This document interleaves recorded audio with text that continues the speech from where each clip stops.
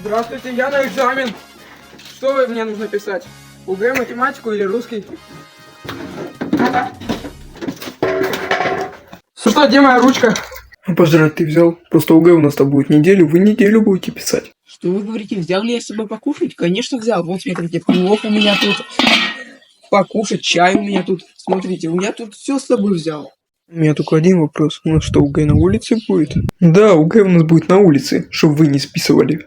Над вами будут летать самолеты, дроны, вертолеты, чтобы вы не списывали, и следить за вами, что вы делаете, как вы пишете экзамен. А в моей еде будут ковыряться?